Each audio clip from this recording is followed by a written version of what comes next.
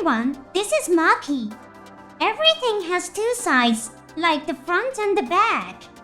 These are the words spoken by Cagalli Yula Athha in the movie Gundam Seed Freedom. They were also featured prominently in the promotional video. Today, let's analyze the element of two sides hidden in the story of Seed Freedom. You may discover the unexpected organization that supports the Blue Cosmos faction behind the scenes. Please note that this content contains many spoilers from the movie. Are you ready? Hit the subscribe button and start remotely controlling the mobile suits. Begin operation. Let's take a look at the scene where the Kingdom of Foundation welcomes Compass.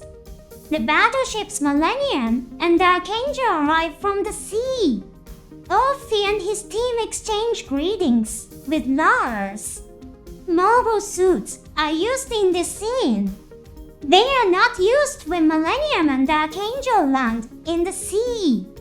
They are used specifically to greet the people of the Kingdom of Foundation. Although they smile and exchange greetings, it shows that both sides are on high alert. Of course, this is to be expected. It's not really surprising.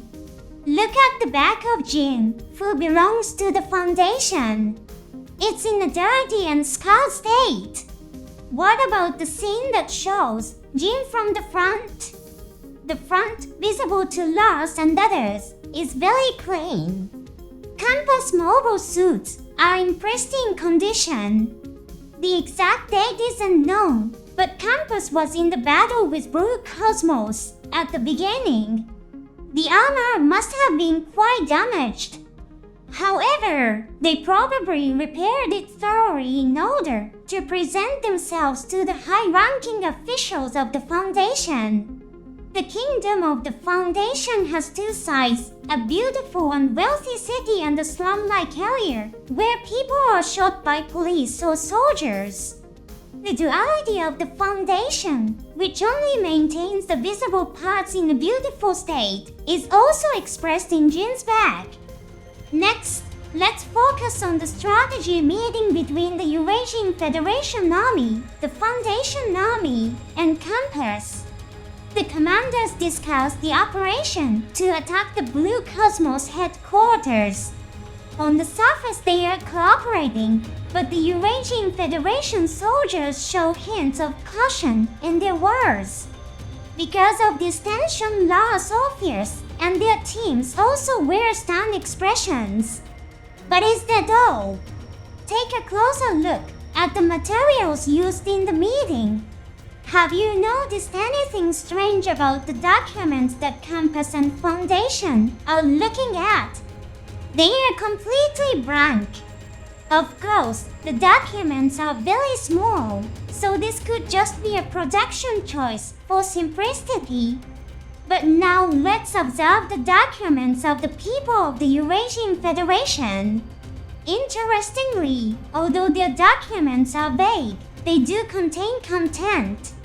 In other words, the documents seen by Compass and the Foundation were intentionally left blank. Earlier in the scene, there's a shot showing detailed documents in the hands of the Eurasian Federation soldiers, making this clear to viewers.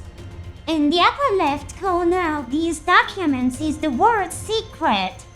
Was the information too classified to be shared with Compass and the Foundation?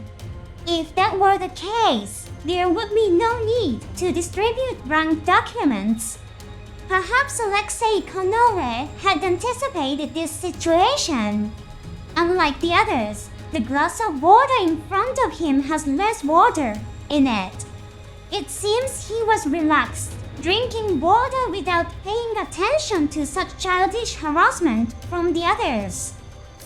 Let's focus on the scene where the amazing Zugok infiltrates the Foundation's fortress. He uses the Mirage Colloid stealth technology. Fans have debated who pilots the Zugok at this point. I predicted it would be one of the pilots operating the Murosame. However, it seems that I was wrong. Director Mitsuo Fukuda commented on X. In the scene where it infiltrates the Artemis Space Fortress, Cagalli is remotely controlling it. In retrospect, this conclusion makes sense. This is because a code can read human minds. Athha mentioned this to Kiro and the others before the Artemis infiltration. Also, the amazing Zergok passes by the Black Knight squad, Shiver. Had the pilot been focused and exuded a strong will, Shiver would have noticed. That is why the Zergok had to be remotely controlled by Cagalli. Of course, the personnel inside the Zergok also had to be careful not to let the code read their thoughts. What could they be thinking? Maybe they were thinking about something that wouldn't be a problem even if a code noticed. For example, thoughts like the food is delicious would be hard to distinguish from the thoughts of soldiers eating inside the space fortress. Maybe there was a big eating party with a feast going on inside the Zergok. Even though it was a tense mission to rescue Lost, they had to seriously perform such ridiculous actions to ensure the success of the mission. This is a charming duality. Now let's analyze the organization that supported Blue Cosmos.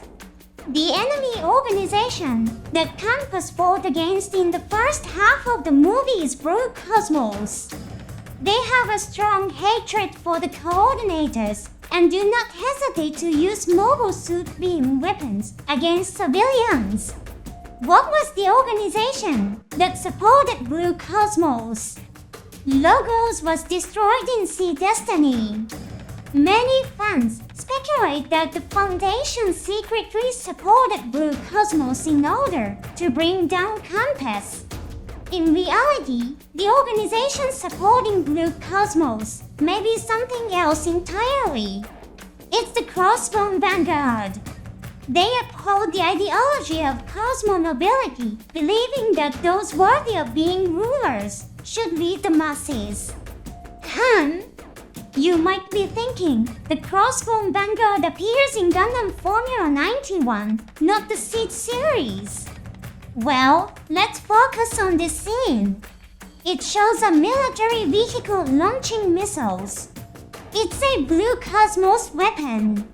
Now let's watch the military parade of the Crossbone Vanguard.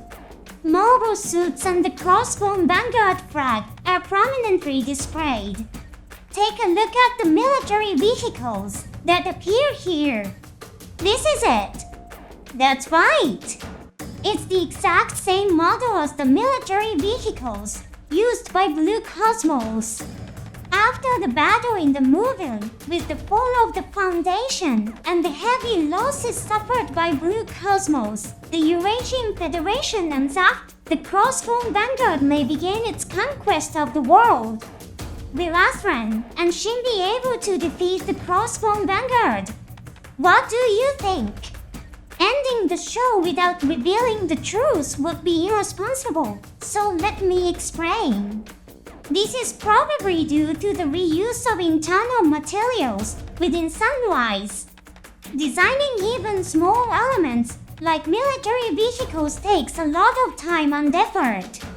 Therefore, it's not uncommon to reuse designs for minor roles. For example, the laser gun that appeared in Gundam Wing reused the design of the mass-produced mobile suit machine gun from Gundam 0080 War in the pocket. Discovering these little details can be a lot of fun. Thanks to the advent of online streaming, we can watch the screen closely and catch these nuances. Thanks for watching to the end. See you next time.